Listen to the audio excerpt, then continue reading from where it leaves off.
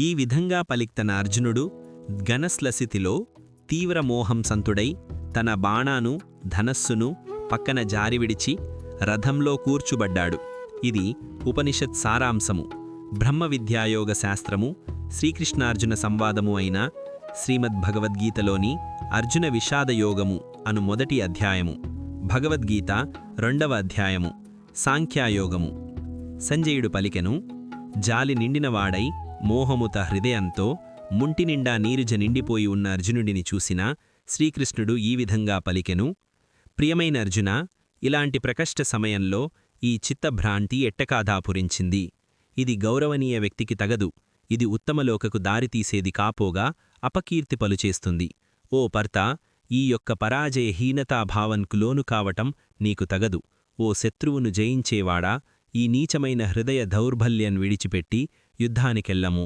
అర్జునుడు ఇట్టనెను, ఓ మధుసూదన, పూజ్యలైన భీష్ముడు, ద్రోణాచార్యుడు వంటి వారిమీద యుద్ధంలో నేను బాణాలు ఎలా విడువగన్ను? నా గురువులైన ఈ పెద్దను సంహరించి ఈ భోగాననుభవించటముంటే యాచకుడిగా బ్రతకటం మేలు. వీరిని చంపితే మనము అనుభవించే ఈ సంపదా భోగాలు రక్తంతో మళ్లించబడి ఉంటాయి. ఈ యుద్ధం యొక్క ఎలాంటి ఫలితం మనకు మేలైనో కూడా మనకు తెలియదు. వాళ్లను జయించటమా లేదా వారిచే జయింపబడటమా? వారిని సంహరించిన తరువాత కూడా మనకు జీవించాలని అనిపించదు. అయినా వారి ధృతరాష్ట్రుని పక్షంలో చేరి మన ఎదురుజగా యుద్ధభూమిలో నిలిచి ఉన్నారు. రానా ముండువామేమిటో నాకు తెలియటం లేదు, మరియు ఆందోళన, పిరికితనము నన్ను ఆవహించాయి. నేను నీ శిరాఢుడను, నీకు శరణాగుడను. నాకు నిజముగా ఏది శ్రేయస్కరో దానిని ఉపదేశించుము. నా ఇంద్రియమును శుష్కి చేస్తున్న ఈ శోకమును పోగొట్టే ఉపాయమేదీ తోచటంలేదు. నేను ఈ భూమిపై ససంపన్నమైన ఎదురులేని రాజ్యాన్ని గెలిచినా లేదా దేవతల వంటి ఆధిపత్యం పొందినా ఈ శోకమును తొలగించుకోలేను. సంజయుడిట్టనెను, ఈ విధంగా పలిక్తన గుడాకేశడు, శత్రువును శిక్షించేవాడు, ఋషికేశునితో, గోవిందా, నేను యుద్ధం చెయ్యను అంటూ మౌనముగా ఉండిపోయాడు. ఓ ధృతరాష్ట్ర, ఆ తరువాత ఇరిసేనల మధ్యలో శోకసంతప్తుడైన అర్జునుడితో శ్రీకృష్ణుడు మందహాసంతో ఇటు పలికెను, నీవు ప్రజ్ఞతో కూడిన మాటలు మాటాడుతున్నావు, కాని శోకింపకూడని దానికోసం శోకిస్తున్నావు. ప్రాణము పోయిన వారి గురించిగాని, బ్రతికున్నవారి గురించిగాని పండితులైన వారెవ్వరూ శోకింపరు. నేను కాని, నీవు కాని, ఈ రాజులందరూ కాని లేని సమయం లేదు. ఇన్ముందు కూడా మనము ఉండకుండా ఉండము. ఏ విధంగానైతే దేహంలో ఉన్న జీవాత్మ వరుసగా బాల్యం, యవ్వనం, ముసలితనం గుండా సాగిపోతుందో అదేవిధంగా మరణ సమయంలో జీవాత్మ మరియొక దేహంలోనికి ప్రవేశిస్తుంది. వివేకవంతులు ఈ విషయమున భ్రమకు లోనవ్వరు. ఓ కుంతిపుత్ర, ఇంద్రియ విషయంతో సంయోగము వలన ఇంద్రియముకు క్షణభంగురమైన అనిత్యమైన సుఖదుఖాలు కలిగినట్టు అనిపిస్తుంది. ఇవి అనిత్యములు, మరియు ఇవి వేసవి, చలికాలము వచ్చిపోతుంటాయి. ఓ భర్తవంశీయుడా, చింత చెందకుండా ఓర్చుకోవటం నేర్చుకోవాలి. ఓ అర్జునపురత్రేరుడా, సుఖదుఖములుచే ప్రభావితం కాకుండా రెండింటిలోనూ చలించకుండా నిశ్చలముగా ఉన్న వ్యక్తి మోక్షమునకు అర్జుడు. అశాశ్వతమైన దానికి స్థిరత్వం లేదు, మరియు శాశ్వతమైన దానికి అంతం లేదు. ఈ రెండింటి స్వభావాన్ని యథార్థంగా అధ్యయనం చేసిన తత్వజ్ఞానులు ఈ విషయాన్ని నిరాధరించి ఉన్నారు. శరీరమంతయూ వ్యాపించి ఉన్న నాది నాశనం చేయబడలేనిదని తెలుసుకొనుము. ఎవ్వరు కూడా అనస్వరమైన ఆత్మను నాశనం చేయలేరు. ఈ భౌతిక శరీరం మాత్రమే నశించునది. అందున జీవాత్మ నాశరహితమైనది, కొసము సముక్కకనిది, మరియు నిత్య శాశ్వతమైనది. కావున ఓ భర్తవంశీయుడా, యుద్ధము చేయుము. ఆత్మ ఇతరులను చంపునని భావించేవాడు, ఆత్మ ఇతరురుచే చంపబడును అని భావించేవాడు ఇద్దరు అజ్ఞానులే. నిజానికి ఆత్మ ఎవ్వరినీ చంపదు, ఎవ్వరి చేతనూ చంపబడదు.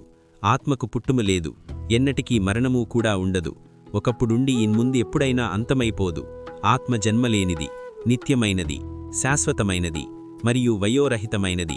శరీరం నశించిపోయినప్పుడు అది నశించదు. ఓ పర్త, ఆత్మ అనేది నాశనం చేయబడలేదు, నిత్యమైనది, పుట్టుములేనిది, ఎన్నటికీ మార్పు చెందనిది అని తెలిసిన వాక్తి ఎవరినైనా ఎట్లా చంపును? ఎవరినైనా చంపడానికి కారణం ఎట్లా అవ్వగలడు?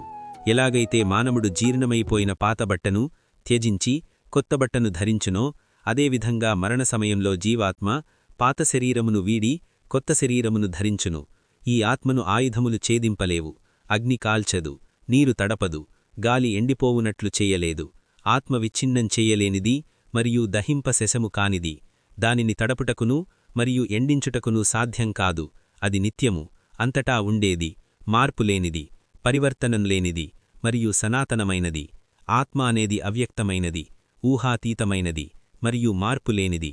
ఇది తెలుసుకుని నీవు శరీరం కోసము శోకించవద్దు. కాని ఒకవేళ నీవు ఆత్మ పదే పదే జనన మరణములకు లోనవుతుంది అని అనుకున్నా సర్లే.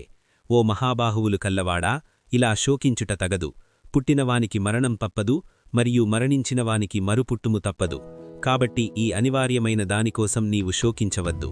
ఓ భర్తవంశీయుడా, సృష్టింపబడిన ప్రాణినీన పుట్టుము ముందు అవ్యక్తములు, జీవితకాలంలో వ్యక్తములు మరియు మరణించిన పిదప అవ్యక్తములు.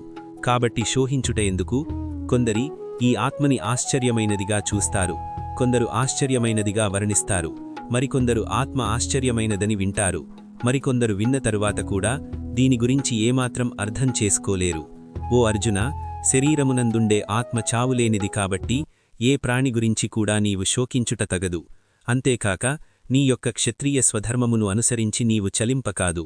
నిజానికి ఒక క్షత్రియుడికి ధర్మపరిరక్షణకు యుద్ధం చేయటం అనే దానికన్నా మించిన మార్గం లేదు. ఓ పర్తా, ధర్మాన్ని పరిరక్షించే ఇలాంటి అవకాశాలు కోరికోకుండానే దొరికిన క్షత్రియులు అదృష్టవంతులు.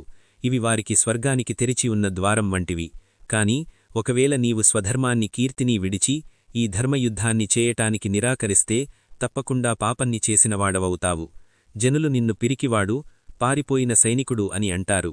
గౌరవప్రదమైన వ్యక్తికి అపకీర్తి అనేది మరణం కన్నా ఘోరమైనది. ఏ మహారథులి దృష్టిలో నీవు గొప్పవాడవో వారు నీవు యుద్ధభూమి నుండి భయంతో పారిపోయావు అనుకుంటారు. అలా వారికి నీమీద ఉన్న గౌరవం పోగొట్టుకుంటావు. నీ శత్రువులు నిన్ను అపకీర్తి పాలు చేసి క్రూరమైన మాటతో అవమానిస్తారు. దీనితో నీ గొప్పతనం చున్నమైపోతుంది. అయ్యో, ఇంతముంటే ఎక్కువ బాధ్యమురమైనది ఏమైనా ఉందా? యుద్ధం చేస్తే నీవు యుద్ధరంగంలో వీరమరణం పొంది స్వర్గానికి పోయెదవు, లేదా విజయుడవై ఈ భూమండలంపై రాజాని అనుభవించెదవు. కావున ధృట నిశ్చయుడైలెమ్మమ్ము. ఓ కుంతిపుత్ర, యుద్ధానికి సిద్ధముం కమ్ము. సుఖదుఃఖానే లాభనష్టాలని మరియు జయాపజయాలను సమానంగా తీసుకుంటూ కర్తవ్య నిర్వహణగా యుద్ధము చేయుము. నీ యొక్క సాధనని ఈ విధంగా నిర్వర్తించటం వలన నీకు ఈ పాపం ఎన్నటికీ అంటదు. ఇప్పటివరకు నేను నీకు సాంఖ్యాయోగము అంటే ఆత్మతత్వం గురించి వివరించాను. ఇప్పుడు వినుము ఓ పర్తా, నేను బుద్ధియోగాన్ని విశదమురిస్తాను. ఇలాంటి అవగాహనతో పనిచేసినప్పుడు నీవు కర్మబంధముల నుండి విముక్తిని పొందెదవు. ఈ దృక్పథంతో పనిచేసినప్పుడు ఎలాంటి నష్టమూ కాని, వ్యతిరేక ఫలితములు కాని కలగవు. కొద్దిగా సాధన చేసినా అది మనలిన పెద్ద ప్రమాదము నుండి కాపాడుతుంది. ఓ కురువంశుడా, ఈ దారిలో ఉన్నవారి బుద్ధి దృఢంగా, స్థిరంగా ఉంటుంది మరియు వారి లక్ష్యం ఒక్కటే కాని దృఢ సంకల్పము లేనివారి బుద్ధి పరిపరి విధములుగా ఉంటుంది. పరిమితమైన అవగాహన కల్లివారు స్వర్గలోక ప్రాప్తి కోసం ఢాంబమ్యమైన కర్మకాండలను ప్రతిపాదించే వేదాలోక చెప్పబడిన సోమోహపరిచే మాటలకు ఆకర్షితులవుతారు మరియు అందులో ఇంకేమీయూ ఉన్నత స్థాయి లేదనుకుంటారు. తమకు ఇంద్రియ సుఖాలను ప్రాప్తింపజేసే వేదాలోకని ఆయా భాగాలను ప్రశంసిస్తారు మరియు ఉన్నత జన్మ, ఐశ్వర్యం, ఇంద్రియ భోగాలు మరియు స్వర్గలోక ప్రాప్తి కోసం ఆడంబరమైన కర్మకాండలు చేస్తుంటారు.